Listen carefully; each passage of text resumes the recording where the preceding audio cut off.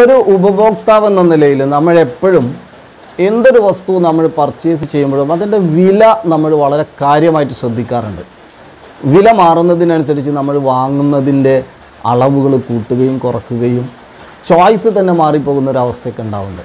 എന്നാൽ അതേസമയം വിലയല്ലാതെ ചിലപ്പോൾ നമ്മുടെ വരുമാനം വർദ്ധിക്കുമ്പോൾ ഇന്നലെ നമ്മൾ ചിലപ്പോൾ ആ വിലക്ക് വേണ്ട എന്ന് വെച്ചത് ഒരാഴ്ച കഴിയുമ്പോൾ നമ്മുടെ വരുമാനത്തിലുണ്ടാകുന്ന മാറ്റത്തിൻ്റെ ഭാഗമായിട്ട് ആ വിലക്ക് തന്നെ നമ്മൾ വാങ്ങാനും തയ്യാറാവാറുണ്ട്, അല്ലെങ്കിൽ ആ വിലക്ക് അതിൽ കൂടുതൽ വാങ്ങാനും തയ്യാറാവാറുണ്ട്.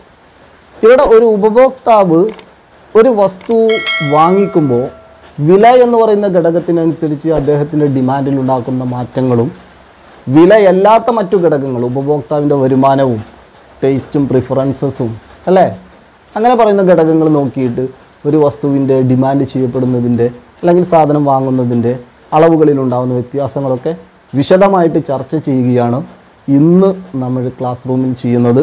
എല്ലാവർക്കും ഓൺലൈൻ ക്ലാസ് റൂമിലേക്ക് സ്വാഗതം.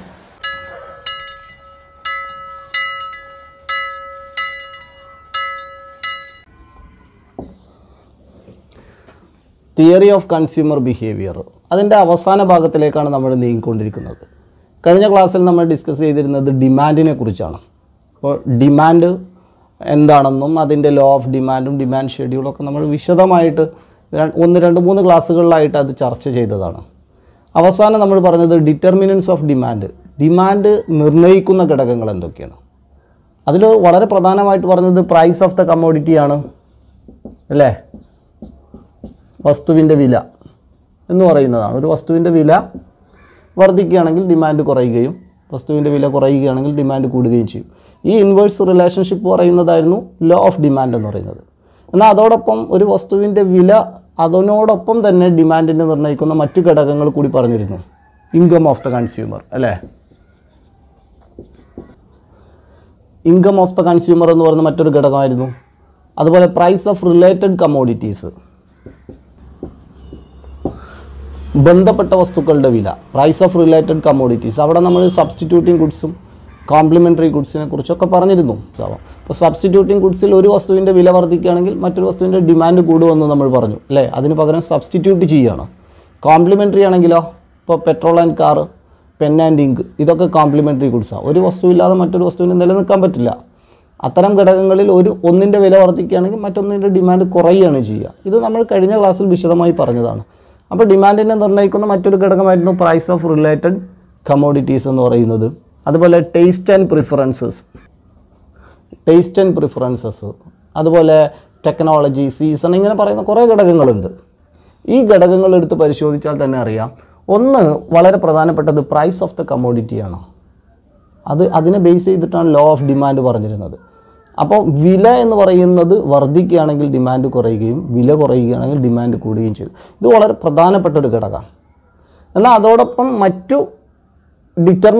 ഡിമാൻഡിനെ ഡിറ്റർമിൻ ചെയ്യുന്ന മറ്റ് ഘടകങ്ങളായിട്ട് ഉപഭോക്താവിൻ്റെ വരുമാനവും ഉപഭോക്താവിൻ്റെ ടേസ്റ്റും പ്രിഫറൻസസും അതുപോലെ ബന്ധപ്പെട്ട വസ്തുക്കളുടെ വിലയും അതുപോലെ പറയാവുന്ന സീസൺ, അങ്ങനെ പറയുന്നതൊക്കെ ഡിമാൻഡിനെ ഡിറ്റർമിൻ ചെയ്യുന്ന ഘടകങ്ങൾ തന്നെയാണ്. ഇവിടെ ഈ ഘടകങ്ങളെ നമ്മൾ 2 ടൈപ്പ്, ഇത് പ്രൈസ് ഫാക്ടർ എന്ന് പറയുക. പ്രൈസ് എന്ന് പറയുന്നത് ഒരു വലിയൊരു ഫാക്ടറാണ്. ഡിമാൻഡിനെ ഡിറ്റർമിൻ ചെയ്യുന്നതിൽ ഒരു വലിയ ഘടകം എന്ന് പറയുന്നത് പ്രൈസ് ഫാക്ടറാണ്, വില ഘടകം.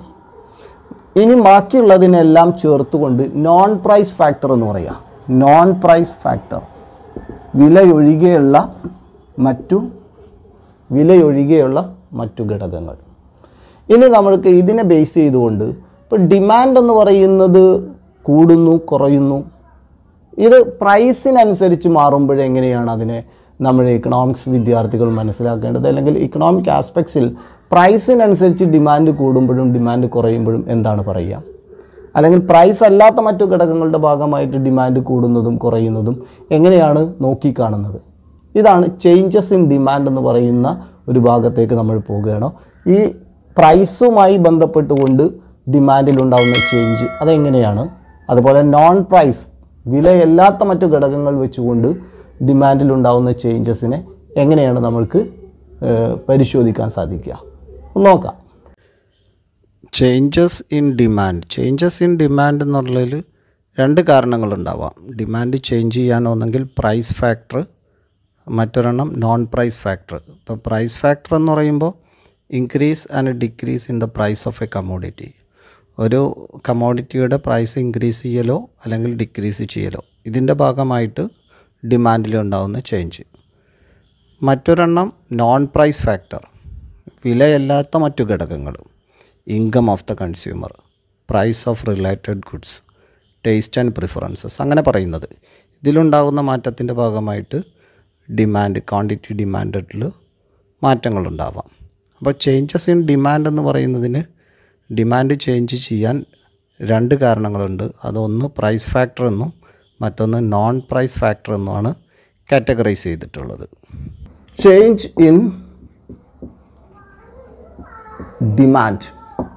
ചേഞ്ച് ഇൻ ഡിമാൻഡ് നേരത്തെ നമ്മൾ പറഞ്ഞല്ലോ, ഡിമാൻഡിൽ ചേഞ്ച് ഉണ്ടാകുന്നത് ഒന്നുകിൽ പ്രൈസിൻ്റെ ഭാഗമായിട്ടാവാം, അപ്പോൾ പ്രൈസ് ഫാക്ടർ ആവാം, അല്ലെങ്കിൽ നോൺ പ്രൈസ് ഫാക്ടർ ആവാം, വിലയല്ലാത്ത മറ്റു ഘടകങ്ങളാവാം. അപ്പോൾ പ്രൈസ് ഫാക്ടർ നമ്മൾ ആദ്യം എടുക്കുക. Change in demand due to change in price. ഡിമാൻഡിലുണ്ടാകുന്ന മാറ്റം വിലയിലുണ്ടാകുന്ന മാറ്റത്തിൻ്റെ ഭാഗമായിട്ട് ഡിമാൻഡിലുണ്ടാകുന്ന മാറ്റം എങ്ങനെയാണ് നോക്കുക. ഇപ്പോൾ വില എന്ന് പറയുന്നത് പ്രൈസ് 10 രൂപ ഒരു വസ്തു എക്സ് എന്ന് പറയുന്ന ഒരു കമ്മോഡിറ്റിയാണ്. 10 രൂപയുള്ളപ്പോൾ അത് 10 യൂണിറ്റ് വാങ്ങുന്നു. സപ്പോസ് 8 രൂപയായിട്ട് ആ വസ്തുവിൻ്റെ വില കുറയുമ്പോൾ അത് 12 യൂണിറ്റ് വാങ്ങുന്നു. വില കുറയുമ്പോൾ കൂടുതൽ വാങ്ങുമല്ലോ. ദെൻ 6 യൂണിറ്റായിട്ട് വില കുറയുമ്പോൾ ക്വാണ്ടിറ്റി 14 മാറും. ഇത് ഒരു ഇൻവേഴ്സ് റിലേഷൻഷിപ്പാണ്. ലോ ഓഫ് ഡിമാൻഡ് പ്രകാരമുള്ള ഒരു ഡിമാൻഡ് ഷെഡ്യൂളാണ് നമ്മളിവിടെ കാണുന്നത്. വില വീണ്ടും കുറയുകയാണെങ്കിൽ ക്വാണ്ടിറ്റി ഡിമാൻഡ് ഇൻക്രീസ് ചെയ്യും. ഇനി ഇവിടുത്തെ ഇത് പ്രൈസിലുണ്ടാകുന്ന മാറ്റത്തിൻ്റെ ഭാഗമായിട്ട് ഡിമാൻഡിലുണ്ടാകുന്ന മാറ്റം. ഇതിനെ നമ്മൾക്ക് ഒന്ന് ഡിമാൻഡ് കർവ് ചെയ്ത് നോക്കുക. അപ്പോൾ പ്രൈസ് വൈ ആക്സിസിലും എക്സ് ആക്സിസിൽ ക്വാണ്ടിറ്റി ഡിമാൻഡുമാണ്. പ്രൈസ് എന്ന് പറഞ്ഞാൽ മാക്സിമം 10 ആണ്. 2, 4, 6, 8, 10.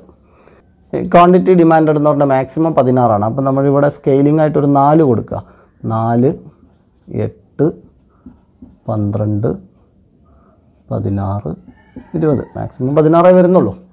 ഇനി ഇവിടെ 10 രൂപ ഉണ്ടാകുമ്പോൾ ഡിമാൻഡ് ചെയ്യപ്പെടുന്ന 10 എന്ന് പറയുമ്പോൾ ഇതിൻ്റെ സെൻറ്റർ 8ൻ്റെ ഇതിന് നേരേക്ക് വരുമ്പോൾ ഏകദേശം ഈ ഒരു പോയിൻ്റ് കൊടുക്കുക. അതുപോലെ വില എന്ന് പറയുന്നത് കുറയുമ്പോൾ 8 രൂപയാകുമ്പോൾ 12, 8 രൂപയാകുമ്പോൾ 12, ഈ 12ന് നേരായിട്ട് ഇവിടെ ഒരു പോയിൻ്റ് വരും. വില വീണ്ടും കുറയുന്നു. 6 രൂപയാകുമ്പോൾ ദെൻ 14, 6 രൂപയാകുമ്പോൾ 14 എന്ന് പറഞ്ഞാൽ 12നും 16ൻ്റെ ഇടയിലായിട്ടുള്ള ഒരു പോയിൻ്റ് ആയിരിക്കും. നമുക്കിവിടെ അങ്ങനെ മാർക്ക് ചെയ്യാം. ദെൻ 4 രൂപയായിട്ട് വില കുറയുമ്പോൾ 16 യൂണിറ്റ്, 4 രൂപയാകുമ്പോൾ ഇവിടെ 16ന് നേരെ ഇങ്ങനൊരു പോയിൻ്റ്. ഇത് ഞാനിങ്ങനെ ചേർത്ത് വരയ്ക്കുമ്പോൾ ഇതായിരുന്നല്ലോ ഡിമാൻഡ് കർവ് എന്ന് പറയുന്നത്. ഇനി ഇവിടെ ശ്രദ്ധിച്ച് നോക്കുക. 10 രൂപയാകുമ്പോൾ ഡിമാൻഡ് എന്ന് പറയുന്നത് 10 യൂണിറ്റ്. എക്സ് വൈ ആക്സിസിലേക്ക് ഞാനത് ജോയിൻ ചെയ്തു എന്നുള്ളത്. വില കുറഞ്ഞപ്പോൾ 8 രൂപയായിട്ട് വില കുറഞ്ഞപ്പോൾ ക്വാണ്ടിറ്റി ഡിമാൻഡഡ് എന്ന് പറയുന്നത് 12 വർദ്ധിച്ചു. വില ഇങ്ങോട്ട് കുറഞ്ഞപ്പോൾ ഡിമാൻഡ് എന്ന് പറയുന്നത് ക്വാണ്ടിറ്റി ഡിമാൻഡഡ് കൂടി. വില കുറഞ്ഞപ്പോൾ ക്വാണ്ടിറ്റി ഡിമാൻഡഡ് എന്ന് പറയുന്നത് എന്തുണ്ടായത്? ഇൻക്രീസ് ചെയ്യല്ലേ ചെയ്ത് 10ൽ നിന്ന് 12. വില ഇങ്ങോട്ട് താഴ്ന്നപ്പോൾ, വില ഘടകമാണ്, പ്രൈസ് ഫാക്ടറാണ് ഡിമാൻഡിന് ചേഞ്ച് ഉണ്ടാക്കിയത്. പ്രൈസ് ഡിക്രീസ് ചെയ്തപ്പോൾ ക്വാണ്ടിറ്റി ഡിമാൻഡഡ് ഇൻക്രീസ് ചെയ്തു. വിലയാണ് മാറ്റമുണ്ടാക്കിയത്. ഇത് ഈ ഡിമാൻഡ് കർവിൽ ഒരേ ഡിമാൻഡ് കർവിലൂടെ തന്നെയല്ലേ ഇങ്ങോട്ട് മാറിയത്? Movement along the demand curve അല്ലേ? പ്രൈസ് താഴ്ന്നു, ഡിമാൻഡ് ഇൻക്രീസ് ചെയ്തു. ഇതിനെ പറയുക എക്സ്പാൻഷൻ ഓഫ് ഡിമാൻഡ് എന്നാണ്. എക്സ്പാൻഷൻ, ചോദനത്തിൻ്റെ വികാസം എന്ന് പറയാം. Expansion of demand. ഇവിടെ പ്രൈസ് താഴ്ന്നപ്പോൾ ഡിമാൻഡ് വർദ്ധിച്ചു. ഇതിനെയാണ് എക്സ്പാൻഷൻ. ഒരേ ഡിമാൻഡ് കർവിലാണ് അത് കാണിക്കുക. അതുകൊണ്ട് തന്നെ മൂവ്മെൻറ്റ് അലോങ് ദ ഡിമാൻഡ് കർവാണ്. പ്രൈസ് ഫാക്ടറിൽ ഉണ്ടാകുന്ന ചേഞ്ച്, ഡിമാൻഡിലുണ്ടാകുന്ന ചേഞ്ച് എന്ന് പറയുന്നത് ഒരേ ഡിമാൻഡ് കർവിൽ തന്നെ താഴോട്ട് വരുമ്പോൾ എക്സ്പാൻഷനാണ്. ഇനി മറ്റൊരു, ഇവിടെ നിന്ന് തിരിച്ച് നോക്കി നോക്കൂ. 8 രൂപ ഉണ്ടായിരുന്നത് വില വർദ്ധിച്ചു എന്ന് നോക്കുക. 8 രൂപ ഉണ്ടായിരുന്നത് വില ഇങ്ങോട്ട് വർദ്ധിക്കുകയാണെന്ന് നോക്കുക. 10 രൂപയായിട്ട് വർദ്ധിച്ചു. അങ്ങനെ ആകുമ്പോൾ 12 ക്വാണ്ടിറ്റി ഡിമാൻഡ് ചെയ്യപ്പെട്ടിരുന്നത് ഇങ്ങോട്ട് എത്രയാവും? 10 ആയിട്ട് മാറില്ലേ? ഇവിടെ നിന്ന് വില ഇങ്ങോട്ട് വർദ്ധിക്കുകയാണെങ്കിലോ അങ്ങനെയും സംഭവിക്കാമല്ലോ. 8 രൂപ ഉണ്ടായിരുന്ന വസ്തു, ഈ എക്സിൻ്റെ വില 8 രൂപ ഉണ്ടായിരുന്നത് 10 രൂപയായിട്ട് വർദ്ധിച്ചു. അപ്പോൾ ക്വാണ്ടിറ്റി ഡിമാൻഡ് എന്താണ്? 12 ഉണ്ടായിരുന്നത് അതെന്തായി മാറുകയാണ്? ഡിമാൻഡ് 10 ആയി മാറുകയാണ്. അപ്പോൾ 12 ഉണ്ടായിരുന്ന ഡിമാൻഡ് 10 ആയി മാറുക. അപ്പോൾ ഇവിടെ നിന്ന് ഇങ്ങോട്ട് പോവുക എന്ന് പറഞ്ഞു കഴിഞ്ഞാൽ പ്രൈസ് ഇൻക്രീസ് ചെയ്യുമ്പോൾ ക്വാണ്ടിറ്റി ഡിമാൻഡ് എന്ന് പറയുന്നത് കുറയും, ഒന്ന് കോൺട്രാക്റ്റ് ചെയ്യും. ഇത് ഈ ഡിമാൻഡ് കർവിൽ തന്നെ ഈ ഒരു പോയിന്റിൽ നിന്ന് ഇങ്ങോട്ട് മൂവ് ചെയ്യണം. ഡിമാൻഡ് ഇങ്ങോട്ട് മൂവ് ചെയ്യണം. മൂവ്മെൻറ്റ് അലോങ് ദ ഡിമാൻഡ് കർവിൽ. ഇതിനെ പറയുക ഇവിടെ ഡിമാൻഡ് ഒന്ന് കുറയുകയാണ് ചെയ്തത്. അപ്പോൾ കോൺട്രാക്ഷൻ ഓഫ് ഡിമാൻഡ് എന്ന് പറഞ്ഞു കഴിഞ്ഞാൽ ചോദനത്തിൻ്റെ സങ്കോചം എന്ന് പറയാം. കോൺട്രാക്ഷൻ ഓഫ് ഡിമാൻഡ് കോൺട്രാക്റ്റ് ചെയ്യുക എന്ന് പറയുന്നത് വില വർദ്ധിക്കുമ്പോൾ ഡിമാൻഡ് കുറയുക, വില കുറയുമ്പോൾ ഡിമാൻഡ് വർദ്ധിക്കുക. ഇത് വില ഘടകമായതുകൊണ്ട് തന്നെ ഒരേ ഡിമാൻഡ് കർവിൽ തന്നെയാണ് ഇത് മൂവ് ചെയ്യുന്നത്. അതുകൊണ്ട് മൂവ്മെൻറ്റ് അലോങ് ദ ഡിമാൻഡ് കർവാണ് പ്രൈസ് ഫാക്ടറിൽ ഉണ്ടാകുന്ന ചേഞ്ച്, ഡിമാൻഡിൽ ഉണ്ടാകുന്ന ചേഞ്ച്. ഒന്നുകൂടി ശ്രദ്ധിച്ച് നോക്ക്. ഇവിടെ ശ്രദ്ധിച്ചാൽ മനസ്സിലാകും എക്സ്പാൻഷൻ ഓഫ് ഡിമാൻഡിൻ്റെ എക്സ്പാൻഷനാണ് പറയുന്നത്. OP എന്ന് പറയുന്ന പ്രൈസ് ഉള്ളപ്പോൾ OQ അളവാണ് ക്വാണ്ടിറ്റി ഡിമാൻഡ് ഉണ്ടായിരുന്നത്. അവിടെ A എന്ന് പറയുന്നൊരു പോയിൻ്റ് കൊടുത്തിട്ടുണ്ട് ഡിമാൻഡ് കർവിൽ. അവിടെ നിന്ന് A എന്ന് പറയുന്ന പോയിന്റിൽ നിന്ന് B എന്ന് പറയുന്ന പോയിന്റിലേക്ക് അതേ ഡിമാൻഡ് കർവിലൂടെ മൂവ് ചെയ്യാണ്. Movement along the demand curve. സംഭവിച്ചത് എന്താണ്? OP1 പ്രൈസ് OP എന്ന് പറയുന്നതിൽ നിന്ന് OP1 ആയിട്ട് കുറയുന്നു. ക്വാണ്ടിറ്റി ഡിമാൻഡ് OQ എന്ന് പറയുന്നതിൽ നിന്ന് OQ1 ആയിട്ട് വർദ്ധിക്കുന്നു. അപ്പോൾ ഒരേ ഡിമാൻഡ് കർവിൽ തന്നെ A എന്ന് പറയുന്നതിൽ നിന്ന് B എന്ന് പറയുന്ന പോയിന്റിലേക്ക് മാറുകയാണ്. ഡിമാൻഡ് കർവിലൂടെ മൂവ് ചെയ്യുകയാണ്. ഇതിനെ എക്സ്പാൻഷൻ ഓഫ് ഡിമാൻഡ് എക്സ്പാൻഡ് ചെയ്യുകയാണ്. ഇത് പ്രൈസ് ഫാക്ടറാണ്. വിലയിലുണ്ടാകുന്ന മാറ്റത്തിൻ്റെ ഭാഗമായിട്ട് ഡിമാൻഡിലുണ്ടാകുന്ന മാറ്റമാണ്. ഡിമാൻഡ് വർദ്ധിക്കുകയാണ് ചെയ്തത്. വില കുറഞ്ഞപ്പോൾ ഡിമാൻഡ് വർദ്ധിച്ചു. That is expansion of demand എന്ന് പറയുന്നത്. ഇത് ശ്രദ്ധിച്ചാൽ നേരെ ഓപ്പോസിറ്റ് കോൺട്രാക്ഷൻ ഓഫ് ഡിമാൻഡ്. ഇവിടെയും വിലയിലുണ്ടാകുന്ന മാറ്റമാണ്. OP വിലയിൽ OQ അളവ്, അതാണ് A എന്ന് പറയുന്ന പോയിൻ്റ്. അവിടെ നിന്ന് വില വർദ്ധിക്കുക. OP1 ആയിട്ട് വില വർദ്ധിക്കുന്നു, OQ1 ആയിട്ട് ഡിമാൻഡ് കുറയുകയും ചെയ്യുന്നു. അതായത് Aയിൽ നിന്ന് B എന്ന് പറയുന്ന പോയിന്റിലേക്ക് മൂവ്മെൻറ്റ് അലോങ് ദ ഡിമാൻഡ് കർവിലൂടെ മുകളിലോട്ട് പോവുകയാണ്. ഇത് കോൺട്രാക്ഷൻ ഓഫ് ഡിമാൻഡ്. വില വർദ്ധിക്കുന്നതിൻ്റെ ഭാഗമായിട്ട് ഡിമാൻഡ് കോൺട്രാക്റ്റ് ചെയ്യുന്നു. കോൺട്രാക്ഷൻ ഓഫ് ഡിമാൻഡ് എന്നുള്ളതും ഇവിടെ നിന്ന് വ്യക്തമാണ്. ഇവിടെ കണ്ടു കഴിഞ്ഞത് പ്രൈസ് ഫാക്ടറാണ്. എന്നാൽ ഇനി നോൺ പ്രൈസ് ഫാക്ടർ, നേരത്തെ പറഞ്ഞതുപോലെ തന്നെ എക്സ് എന്ന് പറഞ്ഞൊരു കമ്മോഡിറ്റി പ്രൈസ് 10 ആകുമ്പോൾ ക്വാണ്ടിറ്റി ഡിമാൻഡ് ചെയ്യുന്നത് 10 തന്നെ. പ്രൈസ് 8 രൂപയാകുമ്പോൾ ക്വാണ്ടിറ്റി ഡിമാൻഡ് 12 ആവുന്നു. 6 രൂപയായിട്ട് പ്രൈസ് കുറയുമ്പോൾ കൂടുന്നു. ഇങ്ങനെ ഒരു ഡിമാൻഡ് ഷെഡ്യൂൾ ഉണ്ടെന്ന് സങ്കല്പിക്കുക. ഇങ്ങനെയാണ് സാധാരണ പോയിക്കൊണ്ടിരിക്കുന്നത്. വില കുറഞ്ഞാലേ ഡിമാൻഡ് കൂടുതൽ ചെയ്യപ്പെടും. ഇതാണ് പ്രൈസ് ഫാക്ടർ. വിലയിലുണ്ടാകുന്ന മാറ്റത്തിൻ്റെ ഭാഗമായിട്ട് ഡിമാൻഡിലുണ്ടാകുന്ന മാറ്റം. Movement along the demand curve എന്ന് പറയുന്നിടത്താണ് എക്സ്പാൻഷനും കോൺട്രാക്ഷനും പറഞ്ഞത്. എന്നാൽ വില 10 രൂപ തന്നെ ആയിരിക്കെ ക്വാണ്ടിറ്റി ഡിമാൻഡ് എന്ന് പറയുന്നത് 12 ആയിട്ട് വർദ്ധിച്ചു എന്ന് വെക്കുക. വില 10 രൂപ തന്നെ, വില 8 രൂപയായിട്ട് കുറഞ്ഞില്ല, ഡിമാൻഡ് കൂടി. എന്തുകൊണ്ടായിരിക്കാം? ഒന്നെങ്കിൽ കൺസ്യൂമറിൻ്റെ വരുമാനം കൂടിയിട്ടുണ്ടാവാം നോൺ പ്രൈസ് ഫാക്ടറിൽ, അല്ലെങ്കിൽ ബന്ധപ്പെട്ട വസ്തുവിൻ്റെ വിലയിൽ മാറ്റം ഉണ്ടായിട്ടുണ്ടാവും.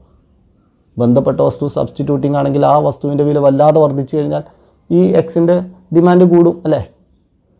അല്ലെങ്കിൽ ടേസ്റ്റ് ആൻഡ് പ്രിഫറൻസസ് ഒന്ന് മാറിയിട്ടുണ്ടാവും. ഈ ഒരു എക്സ് എന്ന് പറയുന്ന പ്രത്യേക കമ്മോഡിറ്റിയോട് ഒന്ന് ആ കാലഘട്ടത്തിൽ പ്രത്യേകമായിട്ടൊരു ടേസ്റ്റ് അല്ലെങ്കിൽ അതിനോടൊരു പ്രിഫറൻസസ് കൂടിയിട്ടുണ്ടാവാം. അതുകൊണ്ട് ഡിമാൻഡ് കൂടുക.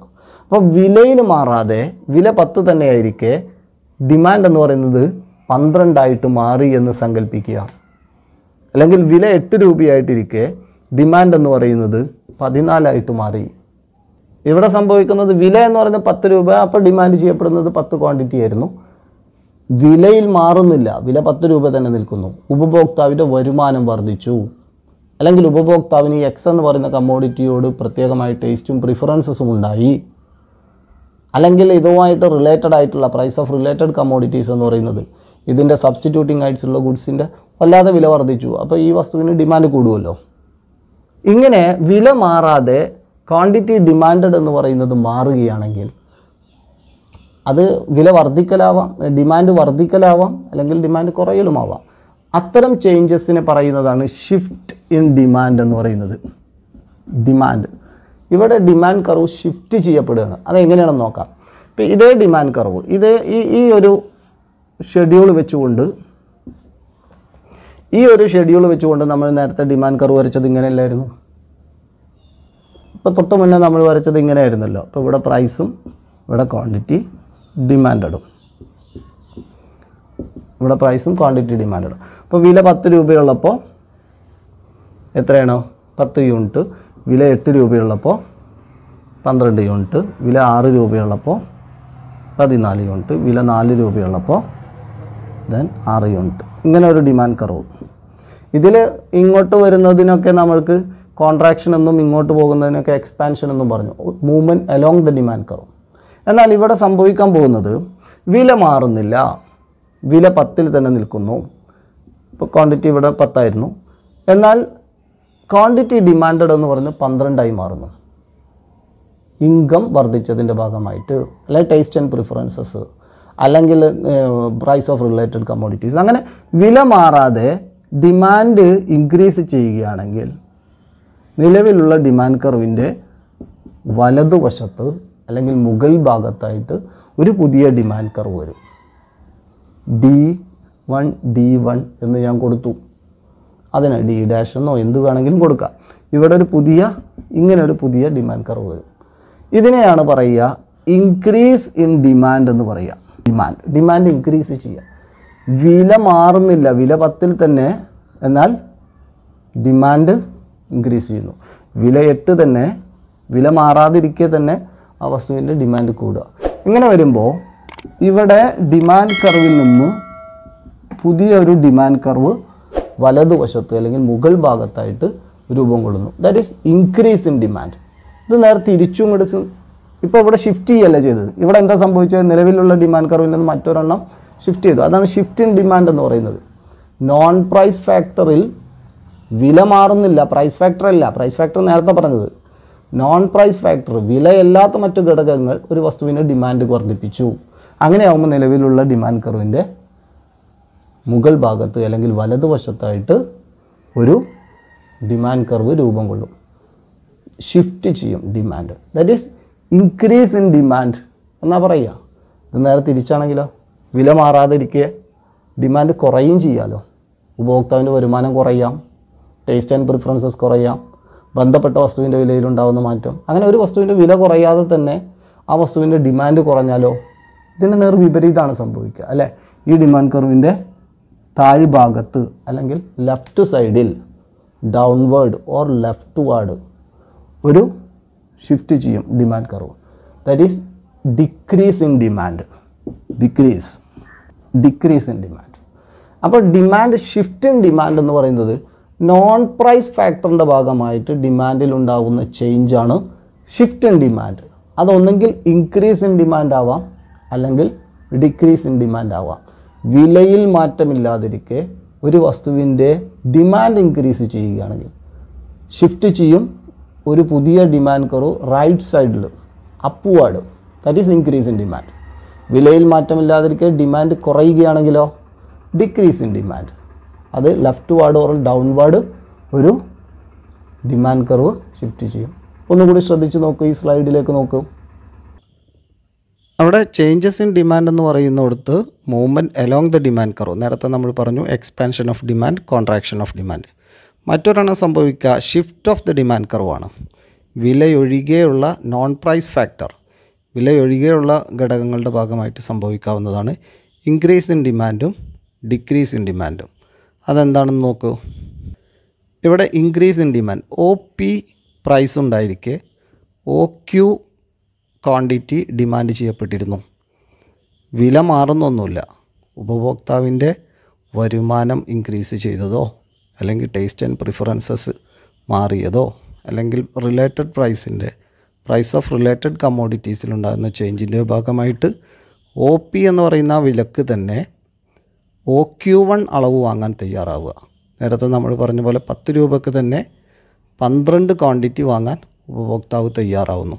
അങ്ങനെ ആകുമ്പോൾ ഡി എന്ന് പറയുന്ന ഡിമാൻഡ് കർവിൽ നിന്ന് അതിൻ്റെ മുകൾ ഭാഗത്ത് റൈറ്റ് സൈഡിലേക്ക് ഒരു D1 എന്ന് പറയുന്ന ഒരു പുതിയ ഡിമാൻഡ് കർവ് ഷിഫ്റ്റ് ചെയ്യുകയാണ്. ഇത് ഇൻക്രീസ് ഇൻ ഡിമാൻഡ്. വിലയല്ല ഘടകം, മറ്റു ഘടകങ്ങളാണ്. അതിൻ്റെ ഭാഗമായിട്ട് ഡിമാൻഡ് ഇൻക്രീസ് ചെയ്യുന്നു.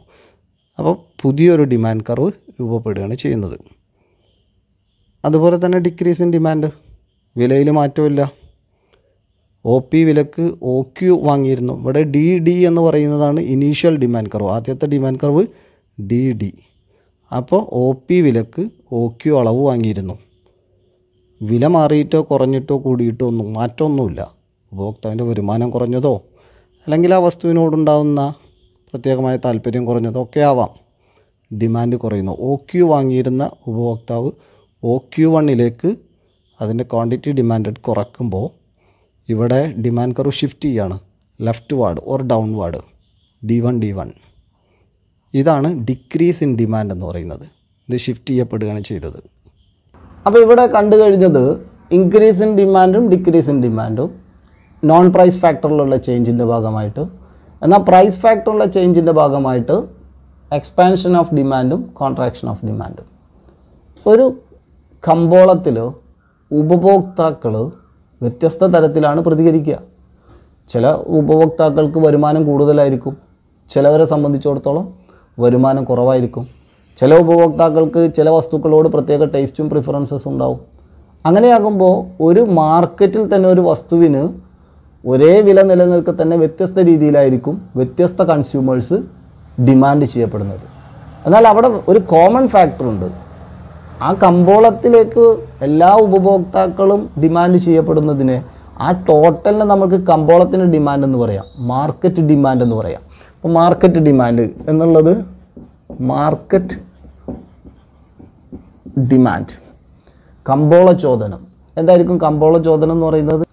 Market demand is the quantity of a commodity that all consumers in a market are willing to buy at different prices in a given period of time.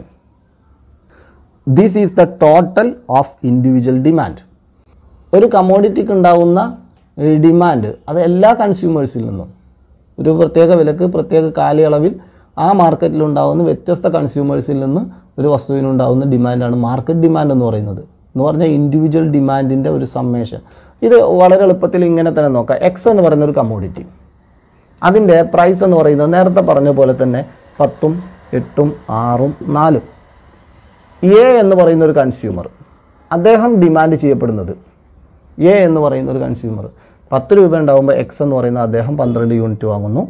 8 രൂപയായിട്ട് കുറയുമ്പോൾ അദ്ദേഹം 14, 6 രൂപയാകുമ്പോൾ അദ്ദേഹം 16, 4 രൂപയാകുമ്പോൾ അദ്ദേഹം 18. ഇങ്ങനെ ഇൻക്രീസ് ചെയ്യിച്ചു. എക്സ് എന്ന് പറയുന്ന A എന്ന് പറയുന്ന ഒരു കൺസ്യൂമർ. ഇനി ആ വസ്തുവിന് തന്നെ ഇതേ വിലക്ക് ബി എന്ന് പറയുന്ന മറ്റൊരു കൺസ്യൂമർ, അദ്ദേഹം ഡിമാൻഡ് ചെയ്യപ്പെടുന്നത് ഇങ്ങനെയാണ്. ബി എന്ന് പറയുന്ന ഒരു കൺസ്യൂമർ 10 രൂപ ഉണ്ടാകുമ്പോൾ അദ്ദേഹം 20 യൂണിറ്റ് വാങ്ങിയിരുന്നു. 8 രൂപ ഉണ്ടാകുമ്പോൾ അദ്ദേഹം വില കുറഞ്ഞപ്പോൾ അദ്ദേഹം 24 യൂണിറ്റ്. ദെൻ 6 രൂപയായപ്പോൾ അദ്ദേഹം 28, 4 രൂപയായപ്പോൾ അദ്ദേഹം 32. ഞാൻ ഒരു സീക്വൻസ് കൊടുത്തു എന്നുള്ളൂ. എങ്ങനെയാണെങ്കിലും ഇവിടെ പ്രതികരണം നോക്കിയ കാര്യം ഉറപ്പാണ്. വില കുറയുമ്പോൾ രണ്ട് കൺസ്യൂമേഴ്സും ഡിമാൻഡ് ഇൻക്രീസ് ചെയ്യുകയാണ് ചെയ്തിട്ടുള്ളത്. ഇവിടെ ഈ കൺസ്യൂമർ ഇങ്ങനെ വരാൻ ഇദ്ദേഹത്തിന് എക്സിനോടുള്ള ടേസ്റ്റും ഇദ്ദേഹത്തിൻ്റെ ഇൻകോ ഒക്കെയാണ് ഇങ്ങനെ പ്രതികരിപ്പിച്ചത്. പ്രതികരണത്തിന് സ്വഭാവം ഒന്നാണ്. വില കുറയുമ്പോൾ ഡിമാൻഡ് ഇൻക്രീസ് ചെയ്യും, വില കുറയുകയാണെങ്കിൽ ഡിമാൻഡ് കുറയുന്നു എന്നുള്ളതാണ്. ഇവിടെയും അങ്ങനെ തന്നെ. ബി എന്ന് പറയുന്ന കൺസ്യൂമറും വില കുറയുമ്പോൾ കൂടുതൽ വാങ്ങുന്നുണ്ട്, പക്ഷേ ഇദ്ദേഹത്തിൻ്റെ ഇൻകവും ഇദ്ദേഹത്തിൻ്റെ ടേസ്റ്റും എക്സ് എന്ന് പറയുന്നതിനോട് വ്യത്യസ്തമായതുകൊണ്ട് ഇദ്ദേഹം ഈ രീതിയിലാണ് പ്രതികരിച്ചത്. എക്സ് എന്ന് പറയുന്ന വസ്തുവിന് ഉണ്ടായ ഡിമാൻഡ് എയിൽ നിന്ന് 10 രൂപയുള്ളപ്പോൾ 12 ക്വാണ്ടിറ്റി ആണെങ്കിൽ ബിയിൽ നിന്ന് 20 ക്വാണ്ടിറ്റിയാണ്. ഇത് രണ്ടും കൂടി ടോട്ടൽ ചെയ്താൽ നമുക്ക് ഏത് കിട്ടും? മാർക്കറ്റ് ഡിമാൻഡ് എന്നുള്ളത് കിട്ടും. അപ്പോൾ 12 + 20 32. മാർക്കറ്റ് ഡിമാൻഡ് എക്സിനുള്ള മാർക്കറ്റ് ഡിമാൻഡ് എന്ന് പറയുന്നത് എത്രയാണ്? 32ആണ്. എ എന്ന് പറയുന്ന കൺസ്യൂമർ 12ഉം ബി എന്ന് പറയുന്ന കൺസ്യൂമർ 20ഉം. ഇതുപോലെ തന്നെ കൺസ്യൂമേഴ്സ് എത്ര ഉണ്ടോ അതെല്ലാം ടോട്ടൽ ചെയ്യുമ്പോൾ മാർക്കറ്റ് ഡിമാൻഡ് കിട്ടും. ഇവിടെ എത്ര കിട്ടി? 38. ഇതിങ്ങനെ ടോട്ടൽ ചെയ്ത് പോവാം. Market demand is the total of individual demand. ഇതൊരു ഇൻഡിവിജ്വലാണ്, ഇതൊരു ഇൻഡിവിജ്വലാണ്.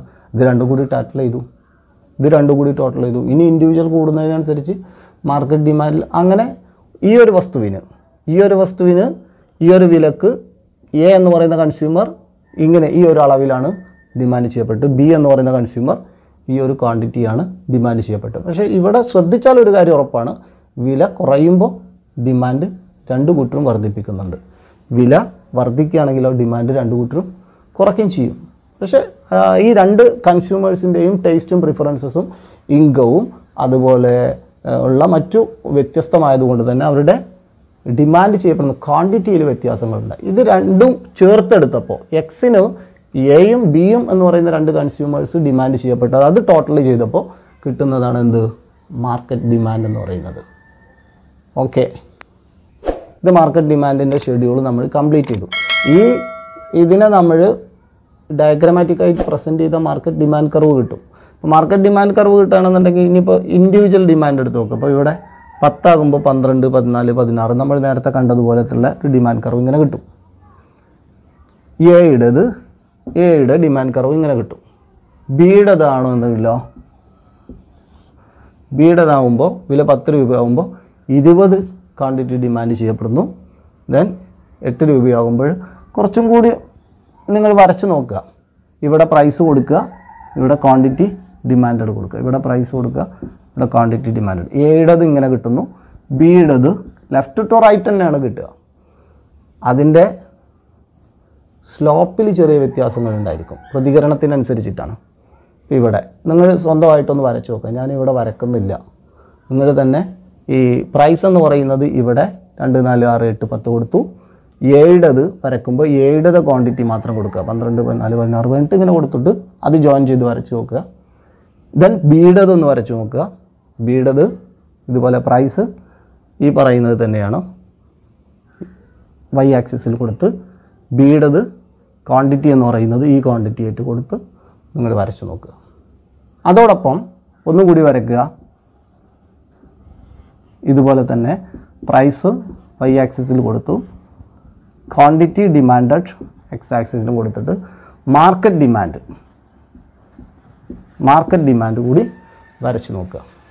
പ്രൈസ് ഈ ഒരു ഭാഗം തന്നെ കൊടുക്കുക, ഇവിടെ ഡിമാൻഡ് എന്ന് പറയുന്നത് ഈ അളവുകളായിട്ട് ഇവിടെ കൊടുത്തിട്ട് വരച്ച് നോക്കുക. കിട്ടുന്നതൊക്കെ ലെഫ്റ്റ് ടു റൈറ്റ് ആയിരിക്കും. പക്ഷേ ഓരോരുത്തരുടെ പ്രതികരണത്തിനനുസരിച്ച് ഡിമാൻഡിൻ്റെ ആ സ്ലോപ്പിൽ ചെറിയ വ്യത്യാസങ്ങളുണ്ട്. റെസ്പോൺസസിനനുസരിച്ച്, പ്രൈസിനനുസരിച്ച് കൺസ്യൂമർ റെസ്പോണ്ട് ചെയ്യുന്നതിനനുസരിച്ച് ഡിമാൻഡ് കർവിൻ്റെ സ്ലോപ്പുകളിലൊക്കെ ചെറിയ വ്യത്യാസം ഉണ്ടാവും. ഇത് നിങ്ങളുടെ ഒന്ന് വരച്ച് ക്ലിയർ ചെയ്ത് വെക്കുക. അടുത്ത ക്ലാസ്സിൽ നമുക്ക് ഈ പ്രൈസിനനുസരിച്ച് ഡിമാൻഡ് റെസ്പോൺസ് ചെയ്യുന്നതിൻ്റെ ഡിഗ്രിയെക്കുറിച്ച് വളരെ രസകരമായിട്ട് നമുക്കത് കൈകാര്യം ചെയ്യേണ്ടതുണ്ട്. വളരെ ലളിതമായിട്ട് നമുക്കത് പഠിച്ചെടുക്കാം. പ്രൈസിനനുസരിച്ച് ഡിമാൻഡ് എങ്ങനെ ഏത് ഡിഗ്രിയിൽ റെസ്പോണ്ട് ചെയ്യും അതിൻ്റെ ഒരു സൂചനയാണ് ഇത്. നിങ്ങൾ സ്വന്തമായിട്ട് വരക്കുക, എയും ബിയും അതുപോലെ മാർക്കറ്റ് ഡിമാൻഡ് കർവുകളും വരച്ച് ഒന്ന് പരിശോധിച്ച് നോക്കുക. ഡിമാൻഡ് കർവ് കുത്തനെയാണോ ഒന്നുകൂടി ഫ്ലാറ്റാണോ അങ്ങനെ പറയുന്നതൊക്കെ ഒന്ന് പരിശോധിച്ച് നോക്കുക. നിങ്ങൾ നോട്ടിൽ അത് കൃത്യമായിട്ട് ചെയ്തു വെക്കുക.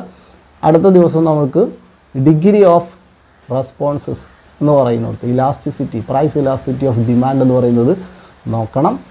ഈ ചാപ്റ്ററിൽ വളരെ ഇൻട്രസ്റ്റിംഗ് ആയിട്ടുള്ളൊരു ഭാഗമാണ്, അവസാന ഭാഗം കൂടിയാണ്. അത് നമുക്ക് അടുത്ത ദിവസം കൈകാര്യം ചെയ്യാം. ഈ പറഞ്ഞ കാര്യങ്ങളൊക്കെ നിങ്ങൾ നോട്ടിലേക്ക് കൃത്യമായി ചെയ്തു വെക്കുക. Okay, by.